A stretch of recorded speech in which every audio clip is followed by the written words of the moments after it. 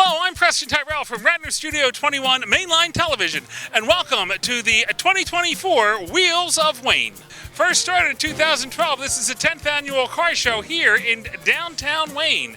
This event has the thrill and the heartbeat of riding in one of these fabulous cars. What I like best about coming to this car show every year is the group of cars. You go to a lot of car shows, you see the same cars over and over again.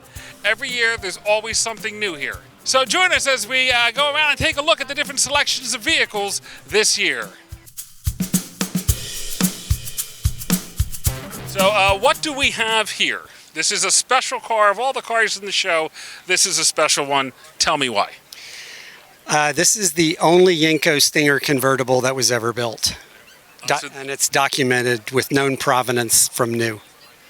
When this car was built, the owner did an a la carte, and he picked some parts that were in the stage 1 spec, some parts that were in the stage 2 spec, some parts that were in the stage 3 spec.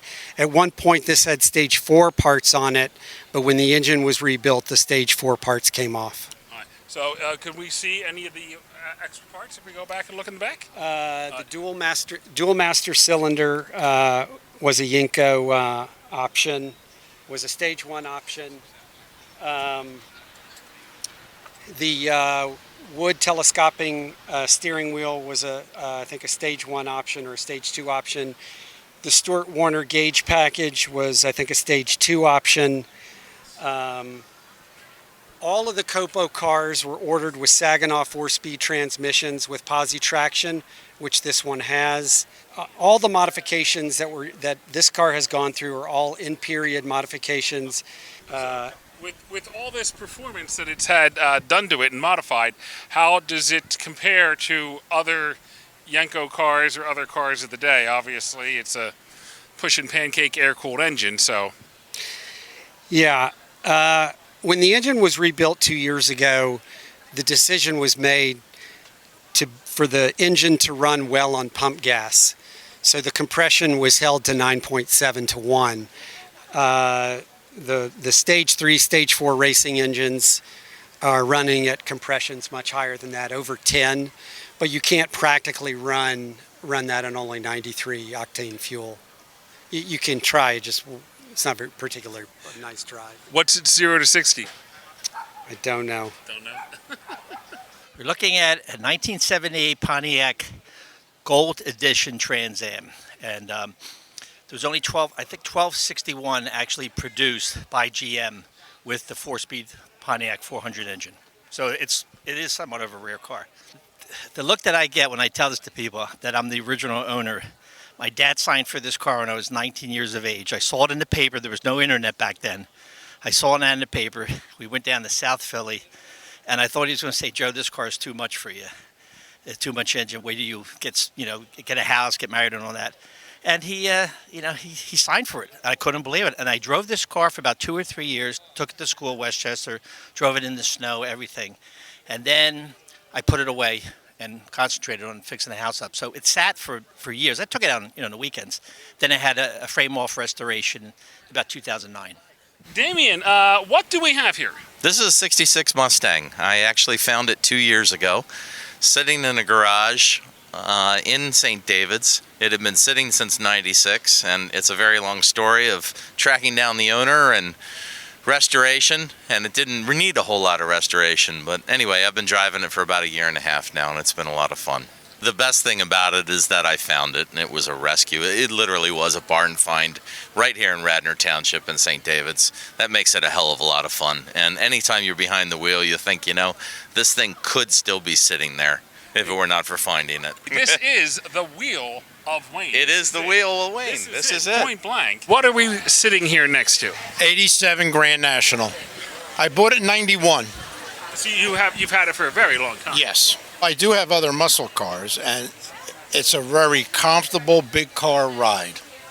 Very nice. It's like driving the Barca Lounger. Yep, it's like driving because it's a Buick to begin with, and it's a big car feel, but it also has plenty of power. All right, tell me what we have here. This is a 1991 Defender 90 Series 200 TDI diesel engine directly from the UK. I purchased it. It had been already imported into the United States, but I've owned it now for about a year. And obviously, the most unique thing about this car is It is right-hand drive. Right-hand drive originally from the UK, so it is a UK truck originally. Left-hand manual shift. It gets you where you need to go, not very quickly, about top speed, about 60, 62 miles an hour, but will drive you through basically anything. The shift pattern is exactly the same. It's a 5-speed, though the reverse is a top left reverse, like some other European cars, and the pedals are also the same. So your pedals would still go right to left, gas, brake, clutch. all right, that's good.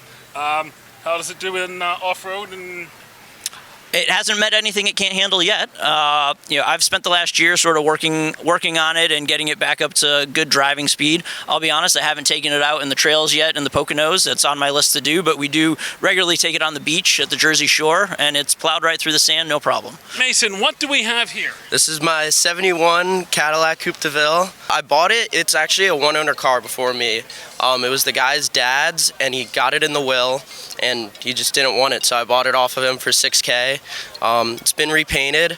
I rebuilt the engine last summer, and I put it on air suspension. Let's talk about the elephant in the room, or should we say the bumper? Yeah.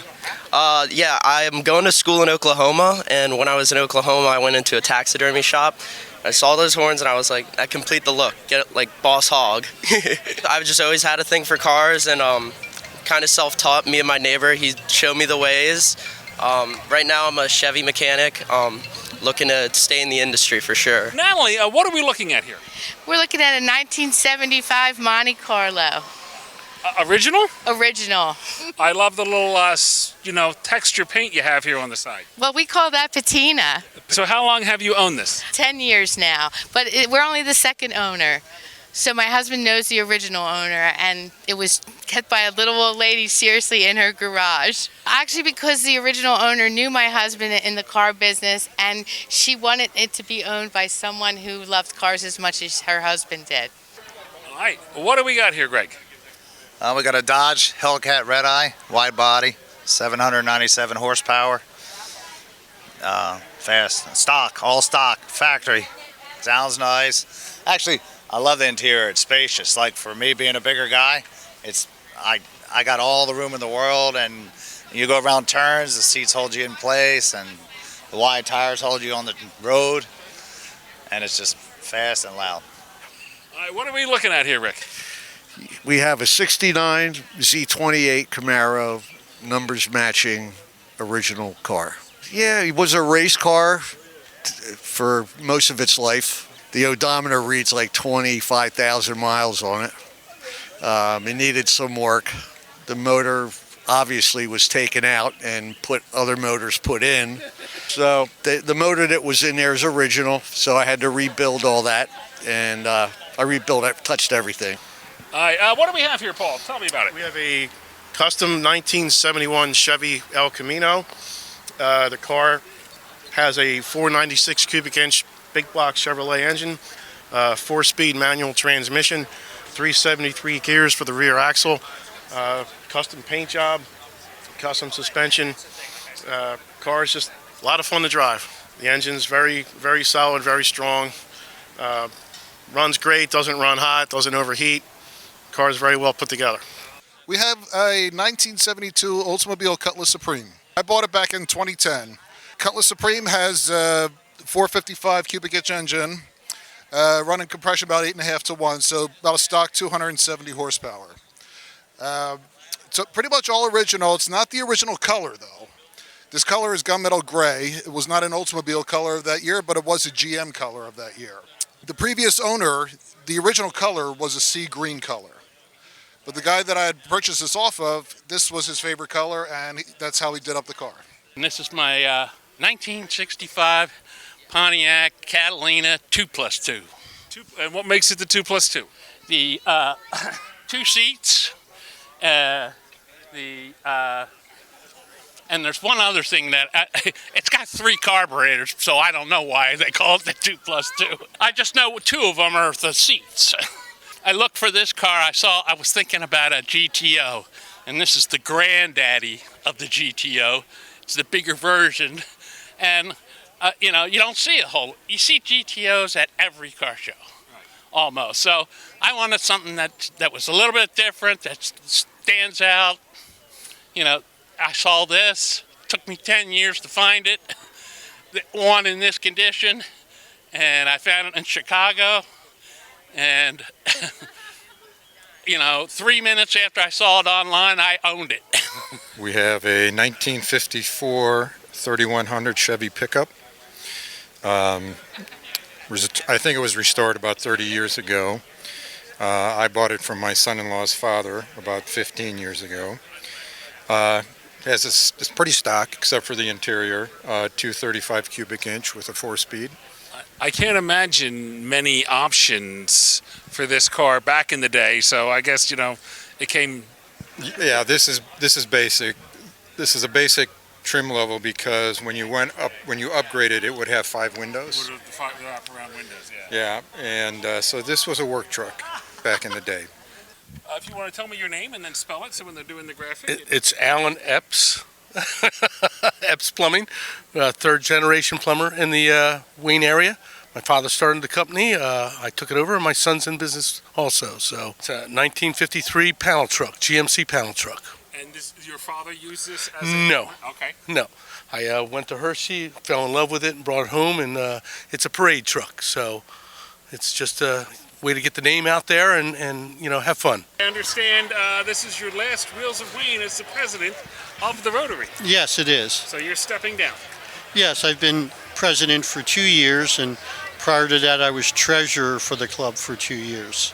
And how long have you been with the Rotary? Well, since November of 2017. Gotcha. All right, so what is the Rotary, what is the message that the Rotary is giving out today as people come by?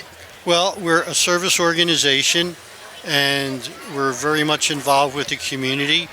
We make casseroles for Mercy Hospice at St. Catherine of Siena Church. We also serve dinners and deliver food for Wayne Senior Center. We raise money for Radnor High School scholarships for students going to college. So we do a variety of things. It sounds like wonderful stuff that you do, but I really think a presidential perk for the Rotary should be a Lamborghini. Well, we're here at Wheels of Wayne, and I noticed this Yanko Chevrolet. Yep. There is a highly similar Camaro around back. I need to go check that out. It's not a Yanko. Okay. So tell me about this car. So this car is a friend of a friend reached out to me to have his car painted as a commission. He lives in Connecticut somewhere, and he called me up. I told him that I would love to do it. He sent me a bunch of pictures. I started the commission, and he called me back a couple days later after I had already started sketching it, and he told me that if he bought it, his wife was going to divorce him. So he decided not to, but I thought it was such a cool car that I decided to go ahead and paint it anyway. How long does it take to paint a portrait this size? This is not a portrait; it's a painting. Yeah. I mean, a portrait of a car, I guess. But yeah, this has taken a while. It's still not all the way done yet. So this has taken me. I started this painting 2 years ago, and I go back and forth on it every now and then. So yeah, it's still a little bit of a work in progress, but you get the gist on what it's going to come out like. And the original car was a Yanko. Yeah. It's very rare you get to interview somebody through the safari windows of a bus. You get two interviews. Well, yes. I'm taking the nicer van first.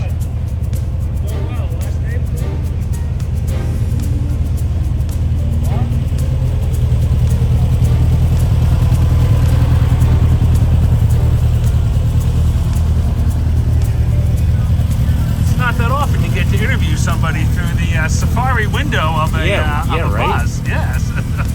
How are the bugs today?